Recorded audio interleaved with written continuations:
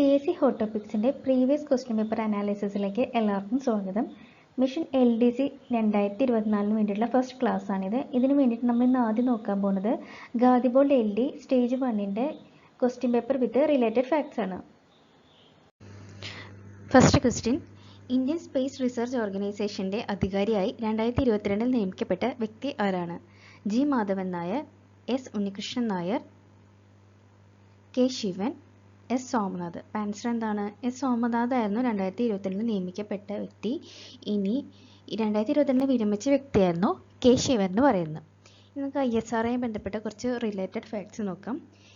Indian ബഹിരാകാശ ഗവേഷണ പദ്ധതിക്ക് തുടക്കം കുറിച്ച കമ്മിറ്റി ആയിരുന്നു ഈ ഇൻകോസ്പാർ എന്ന് പറയുന്നത്. ഇൻകോസ്പാർ ആയിരുന്നു ഇന്ത്യൻ ബഹിരാകാശ ഗവേഷണ പദ്ധതിക്ക് തുടക്കം കുറിച്ചത്. അതിൻ്റെ ഫുൾ ഫോം ആണ് Indian national committee for space research. നിലവിൽ വന്നത് 1962 ഫെബ്രുവരിയിൽ. ഇനി ISRO എന്നാണ് നിലവിൽ വന്നത്? 1969 ഓഗസ്റ്റ് 15. ഇതൊരു PYQ കൂടെയാണ്, അപ്പോൾ ഓർത്തിരിക്കുക. ISRO നിലവിൽ വന്നത് 1969 ഓഗസ്റ്റ് 15. ISROയുടെ ഫസ്റ്റ് ചെയർമാനായിരുന്നു വിക്രം സാരാഭായ്. ഈ വിക്രം സാരാഭായിയുടെ ബഹുമാനാർത്ഥം അദ്ദേഹത്തിൻ്റെ ജന്മദിനമായ ഓഗസ്റ്റ് 12 നമ്മൾ റിമോട്ട് സെൻസിങ് ഡേ ആയിട്ട് ആഘോഷിച്ചു വരുന്നു. ഇനി നിലവിലെ BSSCയുടെ ചെയർമാനാണ് ആര്? നമ്മുടെ ഓപ്ഷൻ ബി ആയിട്ടുള്ള എസ് ഉണ്ണികൃഷ്ണൻ നായർ. ഈ എസ് ഉണ്ണികൃഷ്ണൻ നായരും ഒരു മലയാളി തന്നെയാണ്. ഇനി നിലവിലെ HSFCയുടെ ഡയറക്ടർ. HSFC എന്തിനാണ്? മനുഷ്യനെ ബഹിരാകാശത്തെ എത്തിക്കാനുള്ള പദ്ധതിയുടെ ഭാഗമായിട്ടുള്ള ISROയുടെ ഒരു സഹസ്ഥാപനമാണ് HSFC. HSFCയുടെ ഫുൾ ഫോം വന്നത് ഹ്യൂമൻ സ്പേസ് ഫ്ലൈറ്റ് സെൻറ്റർ എന്നാണ്. അതിൻ്റെ ഡയറക്ടർ എന്ന് പറയുന്നത് M മോഹനാണ്. ഈ M മോഹനും മലയാളിയാണ്. അപ്പോൾ എന്തൊക്കെയാണ്? ISROയുടെയും VSSCയുടെയും HSFCയുടെയും എല്ലാം നിലവിലെ ഡയറക്ടർമാരെ മലയാളികൾ തന്നെയാണ്. ഇനി ISROയുടെ ചെയർമാൻമാരെ പരിചയപ്പെടാം. ISROയുടെ ആദ്യത്തെ ചെയർമാനായിരുന്നു വിക്രം സാരാഭായ്. നമ്മൾ ഓൾറെഡി പറഞ്ഞു, ISROയുടെ ഫസ്റ്റ് ചെയർമാനാണ് വിക്രം സാരാഭായ്. ഈ സെക്കൻഡ് ചെയർമാനായിട്ട് വന്നത് MGK മേനോനാണ്. ഈ MGK മേനോൻ എന്ന് പറയുന്നത് മലയാളി കൂടിയാണ്. അപ്പോൾ ISROയുടെ ചെയർമാനാകുന്ന ആദ്യത്തെ മലയാളിയാണ് MGK മേനോൻ. ഇനി മൂന്നാമത്തെ ആളാരാണ്? പ്രൊഫസർ സതീഷ് ധവാൻ. ഈ സതീഷ് ധവാൻ തന്നെയാണ് ISROയുടെ ചെയർമാൻ ഏറ്റവും കൂടുതൽ കാലം ആയിരുന്നതും. ഇനി അടുത്തത് പ്രൊഫസർ UR റാവു. അഞ്ചാമതായിട്ട് വരുന്നത് ഡോക്ടർ K കസ്തൂരിരംഗനാണ്. ഈ കസ്തൂരിരംഗൻ എന്ന് പറയുന്നത് മലയാളി തന്നെയാണ്. ആറാമത്തേത് ജി മാധവൻ നായർ. നമ്മുടെ ചന്ദ്രയാൻ 1 വിക്ഷേപിക്കുന്ന സമയത്ത് ചെയർമാൻ ജി മാധവൻ നായരാണ്. ആള് മലയാളിയാണ്. ഇനി അടുത്തത് ഡോക്ടർ K രാധാകൃഷ്ണൻ. ആരാണ്? ഡോക്ടർ K രാധാകൃഷ്ണൻ ഏഴാമത്തേത്. ഇനി എട്ടാമത്തേത് വരുന്നതായിരുന്നു AS കിരൺകുമാർ. ഒമ്പതാമത്തേത് ഡോക്ടർ K ശിവൻ. പത്താമത്തെ ആളാണ് നമ്മുടെ ഇപ്പോഴത്തെ നിലവിലെ ചെയർമാനായിട്ടുള്ള ഡോക്ടർ എസ് സോമനാഥ്. ആളും മലയാളിയാണ്, ആലപ്പുഴ സ്വദേശിയാണ്. അപ്പോൾ ഇത് നിലവിൽ ഇതുവരെ 10 പേരാണ് ISROയുടെ ചെയർമാൻമാരായിട്ടുള്ളത്. അതിൽ 5 പേരും മലയാളികളാണെന്നുള്ളത് ഓർത്തുവയ്ക്കാം. സെക്കൻഡ് ക്വസ്റ്റ്യൻ, വ്യാകരണം കവിതയും പ്രതിപാദിക്കുന്ന 14ാം നൂറ്റാണ്ടിലെ സംസ്കൃത ഗ്രന്ഥത്തിൻ്റെ പേര്? ലീലാതിലകം, ശ്രീകൃഷ്ണ ചരിതം, തർക്കശാസ്ത്രം, അഥർവവേദം. അപ്പം ആൻസർ എന്താ വരുന്നത്? ലീലാതിലകമാണ് ആൻസർ. ലീലാതിലകം. ഇനി ഇതായിട്ട് ബന്ധപ്പെട്ട കുറച്ച് റിലേറ്റഡ് ഫാക്ട്സ് നോക്കാം. മലയാളത്തിലെ ആദ്യത്തെ സാഹിത്യ പ്രസ്ഥാനമായി അറിയപ്പെടുന്നത് പാട്ട് സാഹിത്യമായിരുന്നു. എന്താണ്? മലയാളത്തിലെ ആദ്യത്തെ സാഹിത്യ പ്രസ്ഥാനമായിരുന്നു എന്ത്? പാട്ട് സാഹിത്യം. ഈ പാട്ട് സാഹിത്യത്തിലെ ലക്ഷണങ്ങൾ നിർണ്ണയിച്ച കൃതിയായിരുന്നു ലീലാതിലകം. ഈ പാട്ട് സാഹിത്യത്തിലെ ലക്ഷണങ്ങൾ നിർണ്ണയിച്ചിരുന്ന കൃതിയായിരുന്നു എന്ത്? ലീലാതിലകം. ഈ ലീലാതിലകം പൂർണ്ണമായും മലയാളത്തിലേക്ക് ആദ്യം വിവർത്തനം ചെയ്ത ആളാണ് ആര്? ആറ്റൂർ കൃഷ്ണ പിഷാരടി. ഇനി ഈ ഓപ്ഷൻ ബി എന്ന് പറയുന്നത് അതിലെ ശ്രീകൃഷ്ണ ചരിതം രചിച്ചത് ആരാണ്? കുഞ്ചൻ നമ്പ്യാരാണ്. മൂന്നാമത്തെ ക്വസ്റ്റ്യൻ, വ്യാപാര വിനിമയ തന്ത്രങ്ങൾ ഇവയിൽ ഏത് ഘടകവുമായി ബന്ധപ്പെട്ട് നിൽക്കുന്നു? ഓപ്ഷൻ എ വിപണനം, ഓപ്ഷൻ ബി പ്രചാരണം, ഓപ്ഷൻ സി പരസ്യം, ഓപ്ഷൻ ഡി ബ്രാൻഡിങ്. അപ്പം എന്താണ്? വിപണനമാണ് നമ്മുടെ ആൻസർ വരുന്നത്. വ്യാപാര വിനിമയ തന്ത്രങ്ങൾ വിപണനവുമായിട്ട് ബന്ധപ്പെട്ടതാണ്. ഇനി നമുക്ക് കുറച്ച് റിലേറ്റഡ് ഫാക്ട്സ് നോക്കാം. എന്താണ് ഉൽപാദന ഘടകങ്ങൾ എന്ന് ജസ്റ്റ് നോക്കാം. ഒരു ഉൽപാദനത്തിന് സഹായിക്കുന്ന വിവിധ ഘടകങ്ങളാണ് ഉൽപാദന ഘടകങ്ങൾ. അപ്പോൾ അതിൽ വരുന്നതാണ് ഭൂമി, തൊഴിൽ, മൂലധനം, സംഘടന.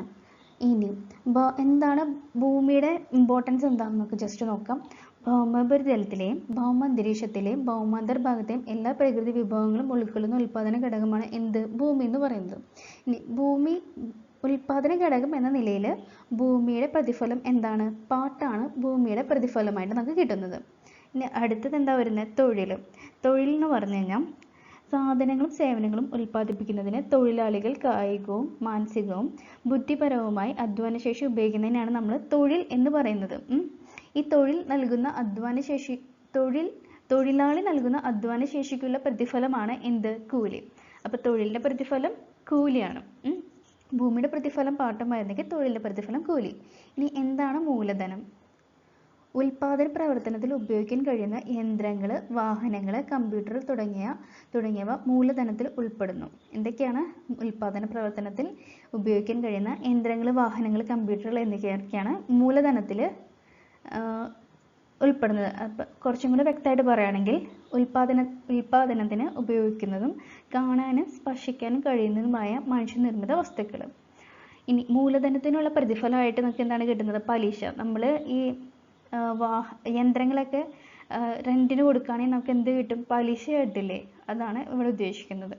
അടുത്തത് എന്താണ്? സംഘാടനം. ഉൽപാദന ഘടകമായ ഭൂമി, തൊഴിൽ, മൂലധനം എന്നിവയെ കൂട്ടി യോജിപ്പിക്കുന്നതിനെയാണ് എന്തെന്ന് പറയുന്നത്? സംഘാടനം. സംഘാടനത്തിനുള്ള പ്രതിഫലമാണ് എന്ത്? ലാഭം. അപ്പോൾ എല്ലാവർക്കും കിട്ടിയെന്ന് വിചാരിക്കുന്നു. ഇനി അടുത്ത ക്വസ്റ്റ്യനിലേക്ക് പോകാം. 4ാമത്തെ ചോദ്യം, ലോകത്തിലെ ഏറ്റവും വലിയ ജലവൈദ്യുത അണക്കെട്ട് ഏത് രാജ്യത്താണ്? ലോകത്തിലെ ഏറ്റവും വലിയ ജലവൈദ്യുത അണക്കെട്ട്. Option A China, option B Japan, option C India, option D Nigeria. പിന്നെ ആൻസർ എന്താ വരുന്നത്? ഓപ്ഷൻ എ ചൈനയാണ് ആൻസർ വരുന്നത്.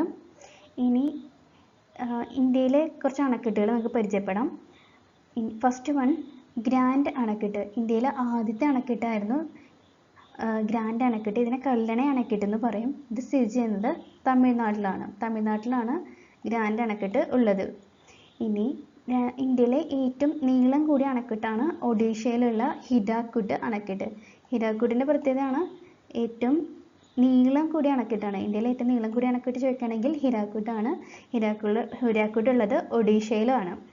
ഇനി ഏറ്റവും ഉയരത്തിൽ സ്ഥിതി ചെയ്യുന്ന ഇന്ത്യയിലെ അണക്കെട്ടാണ് തെഹരി അണക്കെട്ട്. തെഹരി അണക്കെട്ടാണ് ഇന്ത്യയിലെ ഏറ്റവും ഉയരത്തിൽ സ്ഥിതി ചെയ്യുന്ന അണക്കെട്ട്. അതുള്ളത് ഉത്തരാഖണ്ഡിലാണ്.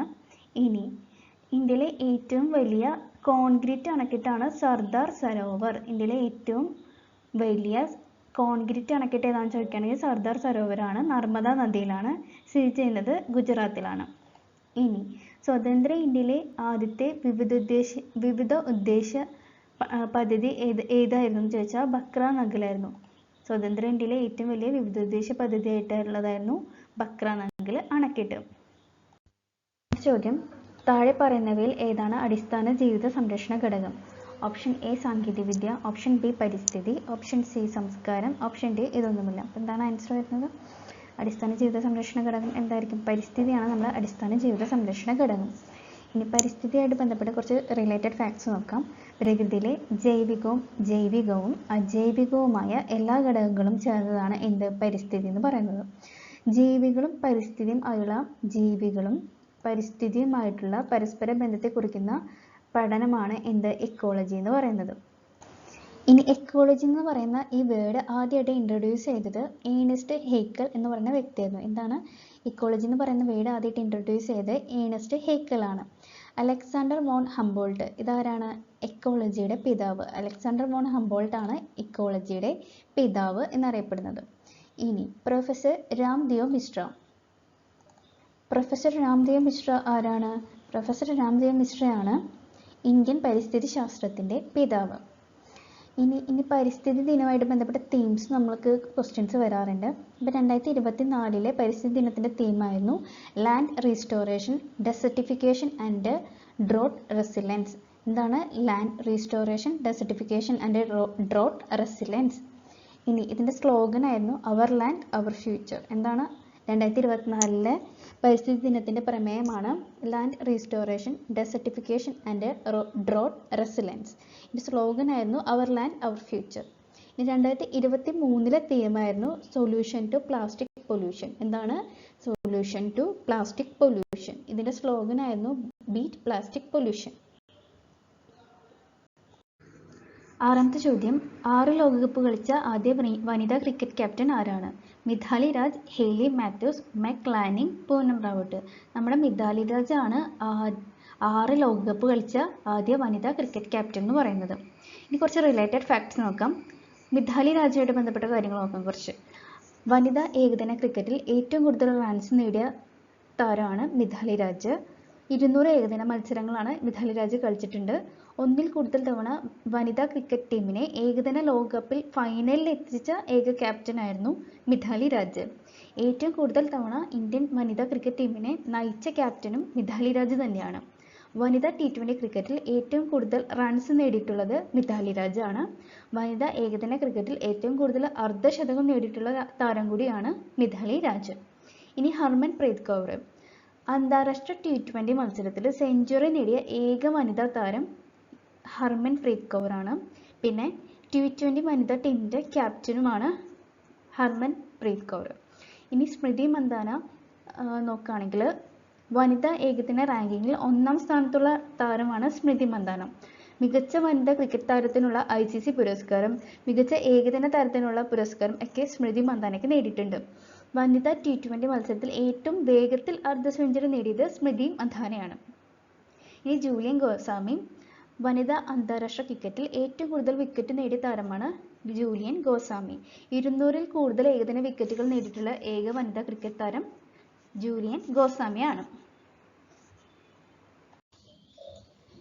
7ാമത്തെ ചോദ്യം, 2021 ജ്ഞാനപീഠ അവാർഡ് ജേതാവ് ആരാണ്? Option A Amitabh Ghosh, option B Damodar Mauzo, option C Akkitham Achuthan Namboothiri, option D ONV Kurup. 2021 ജേതാവ് ദാമോദർ മൗസോ ആയിരുന്നു. ദാമോദർ മൗസോ എന്ന് പറയുന്നത് ഒരു ഗോവൻ കവിയാണ്.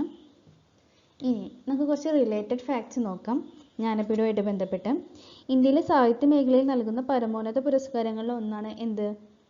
ജ്ഞാനപീഠം എന്ന് പറയുന്നത്. ജ്ഞാനപീഠം ട്രസ്റ്റിൻ്റെ സ്ഥാപകൻ എന്ന് പറയുന്നത് ശാന്തി പ്രസാദ് ജെയിൻ ആയിരുന്നു. ഇതിൻ്റെ സമ്മാനത്തുക 11 ലക്ഷം രൂപയാണ്. ഇനി ഭരണഘടന അംഗീകരിച്ച ഭാഷകൾക്കാണ് ജ്ഞാനപീഠം നൽകുന്നത്. ഇനി ജ്ഞാനപീഠം ഏർപ്പെടുത്തിയ വർഷം എന്ന് പറയുന്നത് 1961 മെയ് 22-നാണ്. പക്ഷേ ജ്ഞാനപീഠം ആദ്യമായിട്ട് നൽകിയ വർഷം എന്ന് പറയുന്നത് 1965 ആയിരുന്നു. ഈ 65-ൽ അതായത് ആദ്യത്തെ ജ്ഞാനപീഠ അവാർഡ് ജേതാവ് ആണ് ജി ശങ്കരക്കുറുപ്പ്.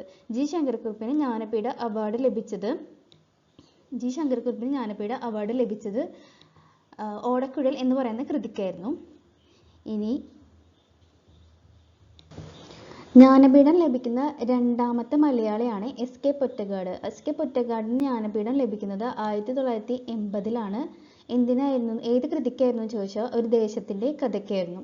ഇനി മൂന്നാമത്തെ ജ്ഞാനപീഠ അവാർഡ് ജേതാവാണ് തകഴി ശിവശങ്കര പിള്ള. തകഴിക്കാണ് മൂന്നാമത്തെ ജ്ഞാനപീഠ അവാർഡ് ലഭിക്കുന്നത്. അത് 1984-ലാണ്. 1982 മുതൽ സാഹിത്യത്തിന് നൽകുന്ന സമഗ്ര സംഭാവനകളെ പരിഗണിച്ചിട്ടാണ് ജ്ഞാനപീഠ അവാർഡ് നൽകുന്നത്. അതുകൊണ്ട് തന്നെ സമഗ്ര സംഭാവനയ്ക്കായിരുന്നു തകഴിക്ക് ജ്ഞാനപീഠം ലഭിക്കുന്നത് 1984-ൽ. ഇനി MT വാസുദേവൻ നായരാണ് 4ാമത്തെ മലയാളി. ആൾക്ക് ലഭിക്കുന്നത് 1995-ൽ. അടുത്ത ആളാണ് 5ാമത്തെ ആളാണ് ONV കുറുപ്പ്. 2007-ലാണ് ONV കുറുപ്പിന് ജ്ഞാനപീഠം ലഭിക്കുന്നത്. 6ാമത്തെ, അതായത് ഇപ്പോൾ ലേറ്റസ്റ്റ് ആയിട്ട് കിട്ടിയ ഏറ്റവും ഒടുവിൽ ലഭിച്ച മലയാളിയായിരുന്നു അക്കിത്തം അച്യുതൻ നമ്പൂതിരി. അക്കിത്തം അച്യുതൻ നമ്പൂതിരിക്ക് കിട്ടുന്നത് 2019-ലാണ്. ഇനി റീസെൻ്റ്ലി ജ്ഞാനപീഠം ലഭിച്ചവരെ പരിചയപ്പെടാം. 2018-ൽ ലഭിച്ചത് അമിതാഭ് ഘോഷിനായിരുന്നു. അമിതാഭ് ഘോഷിനാണ് 2018-ൽ ലഭിച്ചത്. ഇനി 2019-ൽ ലഭിച്ചത് നമ്മൾ ഓൾറെഡി പറഞ്ഞു, അക്കിത്തം അച്യുതൻ നമ്പൂതിരി. ഇനി 2020-ന് ജ്ഞാനപീഠം നൽകിയിട്ടില്ല. 2021-ൽ ലഭിച്ചത് നീൽമണി ഫൂക്കനാണ്. നീൽമണി ഫൂക്കൻ എന്ന് പറയുന്നത് അസമീസ് കവിയാണ്. ഇനി 2022-ൽ ലഭിച്ചത് ദാമോദർ മൗസോ, ഗോവൻ കവിയായിട്ടുള്ള ദാമോദർ മൗസോനാണ് 2022-ൽ ലഭിച്ചത്. ഈ 2021-ൽ ജ്ഞാനപീഠ അവാർഡ് ജേതാവിൽ ദാമോദർ മൗസോ വന്നത് എന്തുകൊണ്ടാണെന്ന് വെച്ച് കഴിഞ്ഞാൽ ഈ 2021-ൽ പ്രഖ്യാപിച്ച അവാർഡ് 2022-ലാണ് ലഭിച്ചത്. അതുകൊണ്ടാണ് ഇവിടെ 2022 വന്നിരിക്കുന്നത്. 2023-ൽ ലഭിച്ചത് 2 പേർക്കായിരുന്നു, രാം ഭദ്രാചാര്യയും ഗുൽസാറും. രണ്ടുപേർക്കാണ് 2023 ലഭിച്ചത് ലേറ്റസ്റ്റ് ആയിട്ട്, ദാമഭദ്രാചാര്യ ആൻഡ് ഗുൽസാർ. എട്ടാമത്തെ ചോദ്യം, എവിടെയാണ് 1857 കലാപം ആരംഭിച്ചത്? Option A Meerut, option A Bombay, option B Delhi, option C Meerut, option D Bengal. അപ്പോൾ എവിടെയാണ്? മീററ്റിലാണ് 1857 കലാപം പൊട്ടിപ്പുറപ്പെടുന്നത്. ഇനി ഈ ചോദ്യത്തിൻ്റെ റിലേറ്റഡ് ഫാക്ട്സ് നോക്കുമ്പോൾ നമ്മൾ പഠിച്ചിരിക്കേണ്ട ഒരു ചാപ്റ്ററാണ്, SCERT ചാപ്റ്ററാണ്, 10ാം ക്ലാസ്സിലെ ബ്രിട്ടീഷ് ചൂഷണവും ചെറുത്തുനിൽപ്പും എന്നുള്ളത്. അതിൽ ഒരു കട്ടിംഗ് ആണ് ഞാൻ ഇപ്പോൾ കൊടുത്തിരിക്കുന്നത്. അപ്പോൾ ചാപ്റ്റർ എല്ലാവരും വായിച്ചിരിക്കാം. അതിൽ കൊടുത്തിരിക്കുന്നതാണ്, ഈ 1857 കലാപത്തിൽ ഡൽഹിയിലെ നേതാവ് എന്ന് പറയുന്നത് ബഹദൂർ ഷാ രണ്ടാമനാണ്. ഡൽഹിയിലെ നേതാവ് ബഹദൂർ ഷാ രണ്ടാമൻ. ഇനി ഝാൻസിയിൽ നേതാവായിരുന്നത് റാണി ലക്ഷ്മിബായി ആയിരുന്നു. ലക്നൗ ആസ്ഥാനമാക്കി ആയിട്ടുള്ള നേതാവായിരുന്നു ബീഗം ഹസ്രത്ത് മഹൽ, ലക്നൗവിലെ ബീഗം ഹസ്രത്ത് മഹൽ. ഇനി കാൺപൂരിലെ നാനാ സാഹിബും താന്തിയ തോപ്പിയുമായിരുന്നു. ഫൈസാബാദിലോ മൗലവി അഹമ്മദുള്ള. അപ്പോൾ ഈ ചാപ്റ്റർ എല്ലാവരും വായിച്ചിരിക്കണം, ഇമ്പോർട്ടൻ്റ് ആണ്. 9ാമത്തെ ചോദ്യം, എന്നാണ് ദേശീയ ശാസ്ത്ര ദിനം ആചരിക്കുന്നത്? Option A October 7, option B February 14, option C February 28, option D May 11. നമ്മുടെ ആൻസർ വരുന്നത് ഫെബ്രുവരി 28ആണ്. CV രാമൻ എഫക്റ്റ് കണ്ടുപിടിച്ചതിൻ്റെ സ്മരണാർത്ഥം നമ്മൾ ഫെബ്രുവരി 28ആണ് ദേശീയ ശാസ്ത്ര ദിനമായിട്ട് ആചരിക്കുന്നത്. ഇനി ദേശീയ തലത്തിലുള്ള കുറച്ച് ഇമ്പോർട്ടൻറ്റ് ഡേറ്റ്സ് നോക്കാം. ജനുവരി 12 സ്വാമി വിവേകാനന്ദൻ്റെ ജന്മദിനമായ ജനുവരി 12 നമ്മൾ നാഷണൽ യൂത്ത് ഡേ ആയിട്ട് ആചരിക്കുന്നു. നാഷണൽ യൂത്ത് ഡേ ആണ് ജനുവരി 12. ഇനി ഫെബ്രുവരി 13 എന്ന് പറയുന്നത് സരോജിനി നായിഡുവിൻ്റെ ജന്മദിനമാണ്. അത് നമ്മൾ നാഷണൽ വുമൻസ് ഡേ ആയിട്ടാണ് ആചരിക്കുന്നത്. ഇനി മാർച്ച് 16 എന്ന് പറയുന്നത് നാഷണൽ വാക്സിനേഷൻ ഡേ ആണ്. ഇനി ഏപ്രിൽ 24 എന്ന് പറയുന്നത് നമുക്കറിയാം നാഷണൽ പഞ്ചായത്ത് രാജ് ഡേ ആണ്. പഞ്ചായത്ത് രാജ് ദിനമാണ് ഏപ്രിൽ 24 എന്ന് പറയുന്നത്. ഇനി മാർച്ച് 31 എന്ന് പറയുന്നത് ആൻറ്റി ടുബാക്കോ ഡേ ആണ്. ഈ മെയ് 30 എന്ന് പറയുന്നത് ഇപ്പോൾ റീസെൻ്റായിട്ട് എല്ലാ എക്സാമിനും ചോദിച്ച് കാണാറുണ്ട്, അപ്പോൾ ഇത് ഓർത്ത് വയ്ക്കാം. ഇനി ജൂൺ 29 എന്ന് പറയുന്നത് നാഷണൽ സ്റ്റാറ്റിസ്റ്റിക്കൽ ഡേ ആണ്. നാഷണൽ സ്റ്റാറ്റിസ്റ്റിക്കൽ ഡേ ആണ് ജൂൺ 29. എക്കണോമിക്സിൻ്റെ ഭാഗത്തുനിന്ന് ചോദിക്കാവുന്ന ഒരു ചോദ്യമാണ്. ഇനി ജൂലൈ 1 എന്ന് പറയുന്നത് നാഷണൽ ഡോക്ടേഴ്സ് ഡേ. ജൂലൈ 1 എന്ന് പറയുന്നത് നാഷണൽ ഡോക്ടേഴ്സ് ഡേ ആണ്. ഓഗസ്റ്റ് 29 എന്ന് പറയുന്നത് നാഷണൽ സ്പോർട്സ് ഡേ ആണ്. നാഷണൽ സ്പോർട്സ് ഡേ ആണ് ഓഗസ്റ്റ് 29. ഇനി സെപ്റ്റംബർ 15 എന്ന് പറയുന്നത് എൻജിനീയേഴ്സ് ഡേ ആണ്. വിശ്വേശ്വരയ്യയോടുള്ള സ്മരണാർത്ഥം അദ്ദേഹത്തിൻ്റെ ജന്മദിനമായ സെപ്റ്റംബർ 15 നമ്മൾ എൻജിനീയേഴ്സ് ഡേ ആയിട്ടാണ് ആചരിക്കുന്നത്. ഇനി ഒക്ടോബർ 8 എന്ന് പറയുന്നത് ഇന്ത്യൻ എയർഫോഴ്സ് ഡേ ആണ്. നവംബർ 11 എന്ന് പറയുന്നത് നാഷണൽ എഡ്യൂക്കേഷൻ ഡേ. ഡിസംബർ 4 എന്ന് പറയുന്നത് നേവി ഡേ ആണ്. ഇത്ര ഓർത്തിരിക്കാം. 10ാമത്തെ ചോദ്യം, ഏത് വർഷമാണ് അന്താരാഷ്ട്ര സമാധാനത്തിൻ്റെയും വിശ്വാസത്തിൻ്റെയും വർഷമായി തുർക്കിമെനിസ്ഥാനിൽ നടത്തിയ UN ജനറൽ അസംബ്ലി പ്രഖ്യാപിച്ചത്? Option A 2016, option B 2019, option C 2021, option D 2022. ഇതിൻ്റെ ആൻസർ വരുന്നത് 2021 ആണ്. ഇനി UN ഇമ്പോർട്ടൻ്റ് ഇയേഴ്സ് നമുക്ക് ജസ്റ്റ് നോക്കാം. 2022 നമ്മൾ ആഘോഷിച്ചത് year of glass and the year of artisanal fisheries and aquaculture. 2023 എന്ന് പറയുന്നത് ഇയർ ഓഫ് മില്ലറ്റ്സ് ആയിരുന്നു 2023 എന്ന് പറയുന്നത്. 2024 എന്ന് പറയുന്നത് ഈ വർഷം എന്ന് പറയുന്നത് ക്യാമലിറ്റ്സിൻ്റെ വർഷമാണ്. ഇനി 2025 അടുത്ത വർഷം എന്ന് പറയുന്നത് year of quantum science and technology ആണ്. അപ്പോൾ ഇത് ഓർത്തിരിക്കാം. 11ാമത്തെ ചോദ്യം, ഇന്ത്യയുടെ അയൽ രാജ്യങ്ങളുമായി ബന്ധപ്പെട്ട് താഴെ പറയുന്ന പ്രസ്താവനകൾ ശരി അല്ലാത്തത് ഏത്? നമ്മൾ ചോദിച്ചിട്ടുണ്ട്, ശരി അല്ലാത്തതാണ്. ഇനി ആദ്യത്തെ ഓപ്ഷൻ, ഇന്ത്യ ഏറ്റവും കൂടുതൽ ദൈർഘ്യമുള്ള കരാതിർത്തി പങ്കിടുന്നത് ബംഗ്ലാദേശുമായിട്ടാണ്. ആ ഓപ്ഷൻ എന്ന് പറയുന്നത് ശരിയാണ്. ഇന്ത്യ ഏറ്റവും കൂടുതൽ ദൈർഘ്യമുള്ള കരാതിർത്തി പങ്കിടുന്നത് ബംഗ്ലാദേശുമായിട്ട് തന്നെയാണ്. ഇനി ഗൾഫ് ഓഫ് മാന്നാറും പാക് കടലിലും ഇന്ത്യയും ശ്രീലങ്കയും തമ്മിൽ വേർതിരിക്കുന്നു. അതും ശരിയാണ്. പാക് കടലിലേക്ക് ഗൾഫ് ഓഫ് മാന്നാറും ഇന്ത്യനെ ശ്രീലങ്കനെ സെപ്പറേറ്റ് ചെയ്യുന്നുണ്ട്.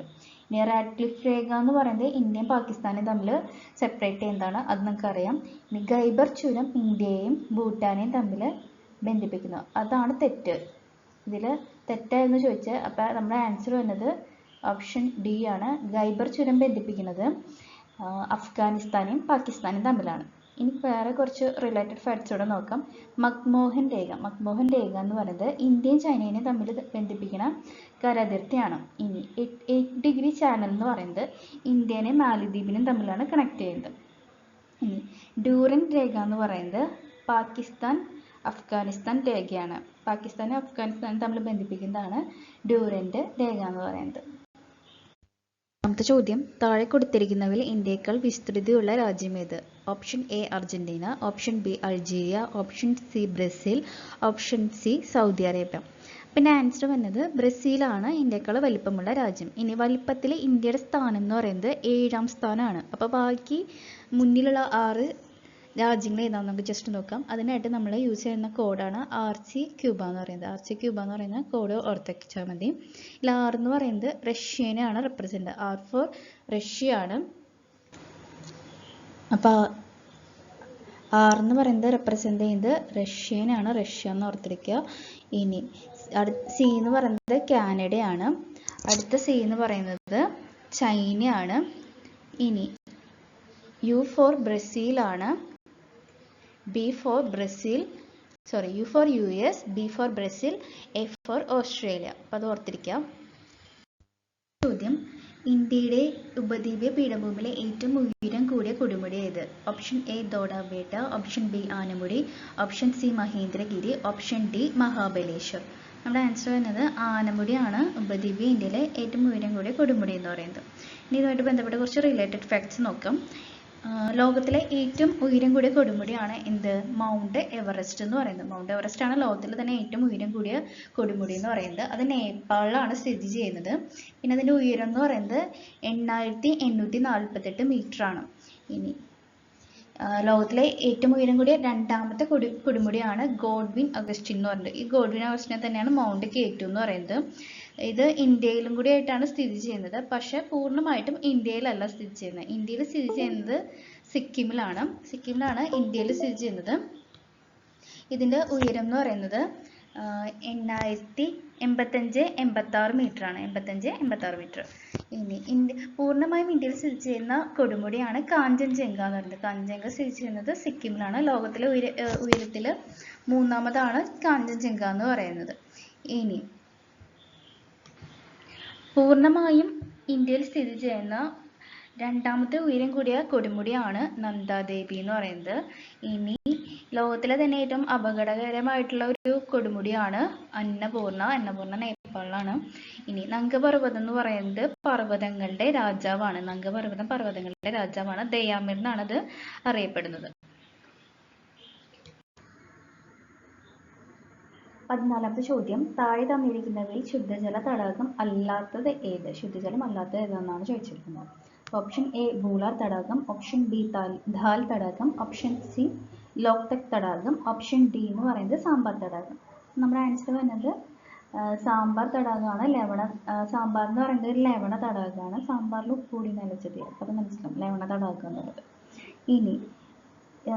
ഇനി കുറച്ച് റിലേറ്റഡ് ഫാക്ട്സ് നോക്കാം. ചിൽക്ക തടാകം എന്ന് പറയുന്നത് ഇന്ത്യയിലെ ഏറ്റവും വലിയ തടാകമാണ്. ചിൽക്ക തടാകം എന്ന് പറയുന്നത്. ചിൽക്ക തടാകം ഉള്ളത് ഒഡീഷയിലാണ്. പിന്നെ ഇനി അടുത്തെന്ന് പറയുന്നത് വൂളാർ തടാകം. ഓപ്ഷൻ നോക്കാം. വൂളാർ തടാകം എന്ന് പറയുന്നത് ഇന്ത്യയിലെ ഏറ്റവും വലിയ ശുദ്ധജല തടാകമാണ് വൂളാർ തടാകം എന്ന് പറയുന്നത്. ഈ വൂളാർ സ്ഥിതി ചെയ്യുന്നത് കാശ്മീർ താഴ്വരയിലാണ്. അപ്പോൾ ശുദ്ധജല തടാകം ഏറ്റവും വലുത് വൂളാറും ഏറ്റവും വലിയ തടാകം ചോദിക്കുകയാണെങ്കിൽ ചിൽക്കയുമാണ്. ഇനി കൊല്ലേരു ഉള്ളത് ആന്ധ്രാപ്രദേശിലാണ്. കൊല്ലേരിൻ്റെ പ്രത്യേകത എന്ന് വെച്ച് കഴിഞ്ഞാൽ ശുദ്ധജല തടാകങ്ങളിൽ 2ാം സ്ഥാനം ഉള്ളത് കൊല്ലേരുവിനാണ്. ദക്ഷിണേന്ത്യയിലെ ഏറ്റവും വലിയ ശുദ്ധജല തടാകമാണ് കൊല്ലേരു എന്ന് പറയുന്നത്. ഇനി ഓപ്ഷനിലുള്ളത് ധാൽ തടാകമാണ്. ധാൽ തടാകം എന്ന് പറയുന്നത് സഞ്ചാരികൾ ധാരാളമായി ആകർഷിക്കുന്ന ജമ്മു കാശ്മീരിലെ തടാകമാണ് ധാൽ തടാകം എന്ന് പറയുന്നത്. ഈ ധാൽ തടാകത്തിലുള്ള ഒരു ഹൗസ് ബോട്ടുകളാണ് ഷിക്കാര എന്ന് പറയുന്നത്. ഇത് ഓർത്തേക്കാം. ഇനി ഈ ലോക്തക് തടാകം എന്ന് പറയുന്നത് വടക്ക് കിഴക്ക് ഇന്ത്യയിലെ ഏറ്റവും വലിയ ശുദ്ധജല തടാകമാണ് ലോക്തക് തടാകം എന്ന് പറയുന്നത്. ഒഴുകുന്ന തടാകം എന്നറിയപ്പെടുന്നത് ലോക്തക് തടാകമാണ്. അപ്പോൾ അത് ഓർത്തിരിക്കണം. ഇനി ചോലാമുവിൻ്റെ പ്രത്യേകത എന്താണ്? ഇന്ത്യയിലെ ഏറ്റവും ഉയരത്തിൽ സ്ഥിതി ചെയ്യുന്ന തടാകമാണ് ചോലമൺ. ഏറ്റവും ഉയരത്തിൽ ചോദിക്കുകയാണെങ്കിൽ ചോലാമോ ആണ് തടാകം. സിക്കിമിലാണ് സ്ഥിതി ചെയ്യുന്നത്. ഇനി കൻവർ തടാകം. കൻവർ തടാകത്തിലെ പ്രത്യേകത എന്ന് വെച്ച് കഴിഞ്ഞാൽ ഗണ്ഡകി നദി വളഞ്ഞൊഴുകി രൂപപ്പെട്ട തടാകമാണ് കൻവർ തടാകം എന്ന് പറയുന്നത്. ഇതൊരു ഓക്സ്ബോ തടാകമാണ്. ഇനി ഇന്ത്യയിലെ ഏറ്റവും വലിയ ഗോവിന്ദ് വല്ലഭ് പന്ത് സാഗർ ഡാം എന്ന് പറയുന്നത് ഇന്ത്യയിലെ ഏറ്റവും വലിയ മനുഷ്യനിർമ്മിത തടാകമാണ് ഗോവിന്ദ് വല്ലഭ് പന്ത് സാഗർ എന്ന് പറയുന്നത്. അത് റിഹാന്ദ് നദിയിലാണ് സ്ഥിതി ചെയ്യുന്നത്, ഉത്തർപ്രദേശിലാണ്. ഇനി ദക്ഷിണേന്ത്യയിലെ ഏറ്റവും വലിയ മനുഷ്യനിർമ്മിത തടാകമാണ് നാഗാർജുന സാഗർ എന്ന് പറയുന്നത്. ഇനി എന്താണ്, ഇനി ഇന്ത്യയിലെ തടാക ജില്ലയാണ് നൈനിറ്റാൾ എന്ന് പറയുന്നത്. തടാക ജില്ലയാണ് നൈനിറ്റാൾ. ഇന്ത്യയുടെ തടാക നഗരം ചോദിക്കുകയാണെങ്കിൽ ഉദയ്പൂരം, ജില്ല എന്ന് പറയുന്നത് നൈനിറ്റാളാണ്. അതുകൂടെ ഓർത്തിരിക്കാം. 15ാമത്തെ ചോദ്യം, സർദാർ സരോവർ അണക്കെട്ട് ഏത് നദിയിലാണ് സ്ഥിതി ചെയ്യുന്നത്? നർമ്മദ, കൃഷ്ണ, സത്ലജ്, മഹാനദി. ഇതിന്റെ ആൻസർ വന്നത് നർമ്മദയാണ്. ഓൾറെഡി നമ്മൾ ഡാമുമായിട്ട് ബന്ധപ്പെട്ട റിലേറ്റഡ് ഫാക്ട്സ് പറഞ്ഞിരുന്നു, അപ്പം അത് ഓർക്കാം. അടുത്ത ചോദ്യം, 16ാമത്തെ ചോദ്യം, താഴെ പറയുന്നവയിൽ ജർമ്മനിയുടെ പങ്കാളിത്തത്തോടെ സ്ഥാപിതമായ ഇന്ത്യയിലെ ഇരുമ്പുരുക്ക് നിർമ്മാണശാല ഏത്? ബൊക്കാറോ, ദുർഗാപൂർ, റൂർക്കേല, ഭിലായ്. ഇപ്പം എന്താ ആൻസർ വന്നത്? റൂർക്കേലയാണ് ആൻസർ വന്നത്. റൂർക്കേലയാണ് ജർമ്മനിയുടെ സഹായത്തോടെ പങ്കാളിത്തത്തോടെ നിർമ്മിച്ച ഇരുമ്പുരുക്ക് നിർമ്മാണശാല. ഇനി ഇതുമായിട്ട് ബന്ധപ്പെട്ട കുറച്ച് റിലേറ്റഡ് ഫാക്ട്സ് നോക്കാം. ഇപ്പം താഴെ കൊടുത്തിരിക്കുന്ന ഇമേജ് എന്ന് പറയുന്നത് നമ്മുടെ സ്കൂൾ ടെക്സ്റ്റിലെ സെയിം സാധനം തന്നെയാണ്. അപ്പോൾ ഇത് എന്തായാലും റെഫർ ചെയ്യണം കേട്ടോ. ഫസ്റ്റ് വൺ ടിസ്കോ എന്ന് പറഞ്ഞാൽ ടാറ്റ ഇരുമ്പുരുക്ക് കമ്പനി. ഈ ടാറ്റ ഇരുമ്പുരുക്ക് കമ്പനിയായിരുന്നു ഇന്ത്യയിലെ ഏറ്റവും വലിയ സ്വകാര്യ മേഖലയിലെ ഏറ്റവും വലിയ ഇരുമ്പുരുക്ക് വ്യവസായശാല ടിസ്കോയിലായിരുന്നു. ഇത് എവിടെയാണ് സ്ഥിതി ചെയ്യുന്നതെന്ന് ചോദിച്ചു കഴിഞ്ഞാൽ ജാർഖണ്ഡ്, ജംഷഡ്പൂരാണ്. ഇനി ഇസ്കോ എന്ന് പറഞ്ഞാൽ ഇന്ത്യൻ അയൺ ആൻഡ് സ്റ്റീൽ കമ്പനിയാണ്. അത് പൊതുമേഖലയിലെ ആദ്യത്തെ ടിസ്കോ എന്ന് പറയുന്നത് ഏറ്റവും വലിയ, അത് സ്വകാര്യ മേഖലയിലായിരുന്നു. ഇനി പൊതുമേഖലയിലെ ആദ്യത്തെ ഇരുമ്പുരുക്ക് വ്യവസായശാലയായിരുന്നു, ആദ്യത്തെയായിരുന്നു ഇസ്കോ എന്ന് പറയുന്നത്. ഇസ്കോ വന്നത് വെസ്റ്റ് ബംഗാളിലാണ്. ഇനി Visvesvaraya iron and steel works limited, അത് കർണാടകയിലാണുള്ളത്. ദക്ഷിണേന്ത്യയിലെ ആദ്യത്തെ ഇരുമ്പുരുക്ക് നിർമ്മാണശാലയായിരുന്നു Visvesvaraya iron and steel works limited. ഇനി ഹിന്ദുസ്ഥാൻ സ്റ്റീൽ ലിമിറ്റഡ് ഭിലായിൽ ആരംഭിച്ചത് റഷ്യയുടെ സഹായത്തോടെയായിരുന്നു. അത് 1959. ഇത് സ്ഥിതി ചെയ്യുന്നത് ഛത്തീസ്ഗഡിലാണ്. ഭിലായ് എന്ന് പറയുന്നത് ഛത്തീസ്ഗഡിലാണ്. ഇനി ഹിന്ദുസ്ഥാൻ സ്റ്റീൽ ലിമിറ്റഡ് തന്നെ റൂർക്കേല ആസ്ഥാനമായിട്ട്, ആദ്യം പറഞ്ഞത് ഭിലായ് ഉള്ളത് ഛത്തീസ്ഗഡ്, അത്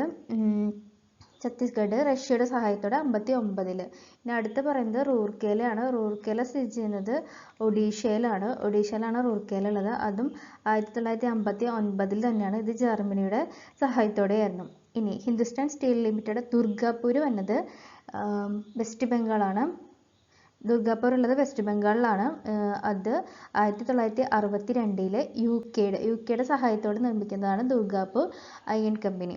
ഇനി ഹിന്ദുസ്ഥാൻ സ്റ്റീൽ ലിമിറ്റഡിന്റെ തന്നെ ബൊക്കാറോ എന്ന് പറയുന്നത് ജാർഖണ്ഡിലാണുള്ളത്.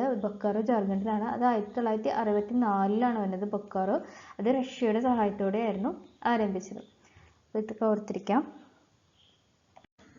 17ാമത്തെ ചോദ്യം, ഖോർബ കൽക്കരിപ്പാടം ഏത് സംസ്ഥാനത്താണ് സ്ഥിതി ചെയ്യുന്നത്? ഒഡീഷ, ജാർഖണ്ഡ്, മധ്യപ്രദേശ്, ഛത്തീസ്ഗഡ്. ഇതിന്റെ ആൻസർ വന്നത് ഛത്തീസ്ഗഡ് ആണ്. ഇനി ഇതായിട്ട് ബന്ധപ്പെട്ട 2 റിലേറ്റഡ് ഫാക്ട്സ് നോക്കാം.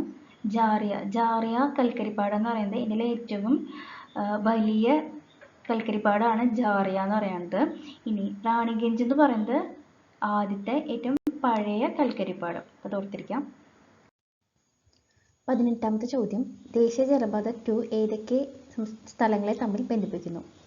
Option A Haldia Allahabad, option B Sadiya Dhubri, option C Kottappuram Kollam, option D Kakinada Puducherry.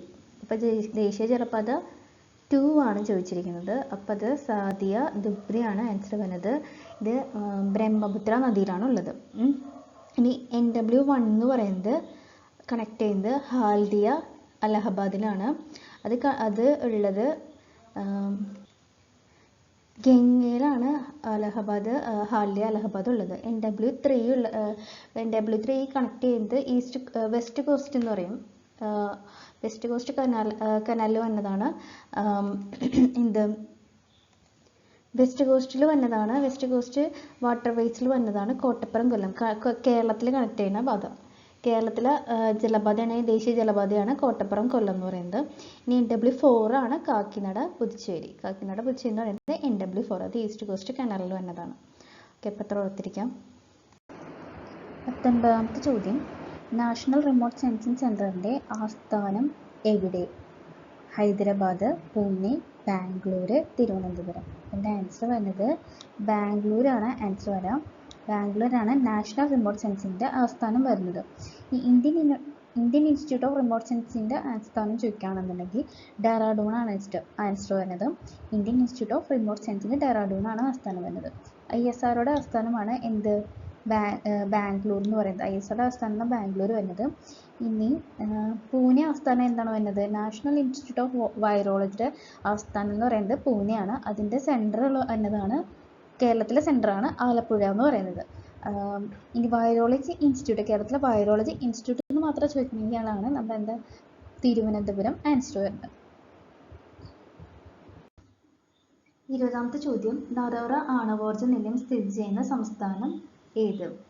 Option A Tamil Nadu, option B Uttar Pradesh, option C Maharashtra, option D Rajasthan. അപ്പം നറോറ ആണവോർജ്ജ നിലയം സ്ഥിതി ചെയ്യുന്നത് ഉത്തർപ്രദേശിലാണ്. ഉത്തർപ്രദേശിലെ ന്യൂഡൽഹിയിലാണ്. അപ്പോൾ അത് ഓർത്തിരിക്കാം. ഇനി കുറച്ച് റിലേറ്റഡ് ഫാക്ട്സ് നോക്കാം. താരാപൂർ ആണവ നിലയം സ്ഥിതി ചെയ്യുന്നത് മഹാരാഷ്ട്രയിലാണ്. ഇനി രാജസ്ഥാനിലുള്ള അറ്റോമിക് പവർ സ്റ്റേഷനാണ് കോട്ട പവർ സ്റ്റേഷൻ. അത് ഓർത്തിരിക്കാം. ഇനി അറ്റോമിക് പവർ സ്റ്റേഷൻ തമിഴ്നാട്ടിലുള്ളതാണ് കൽപ്പാക്കം. അത് ഓർക്കണം. നറോറ ആണവ നിലയം UP-യിലാണ്, ഓൾറെഡി പറഞ്ഞു. ഇനി കൈഗ ആണവ നിലയം ഉള്ളത് കർണാടകയിലാണ്. ആണവ നിലയം. ഈ കാക്രപാറ ആണവ നിലയം എവിടെയാണെന്ന് ചോദിക്കുകയാണെങ്കിൽ ഗുജറാത്തിലാണ് കാക്രപാറ ആണവ നിലയം എന്ന് പറയുന്നത്. കൂടംകുളം തമിഴ്നാട്. കൽപ്പാക്കം, കൂടംകുളം ആണവോർജ്ജ നിലയങ്ങൾ തമിഴ്നാട്ടിലാണ്. കൈഗ കർണാടകയിലാണ്. കാക്രപാറ ഗുജറാത്തിലാണ്. നൊറോറ UP. രാജസ്ഥാനിലുള്ളതാണ് കോട്ട.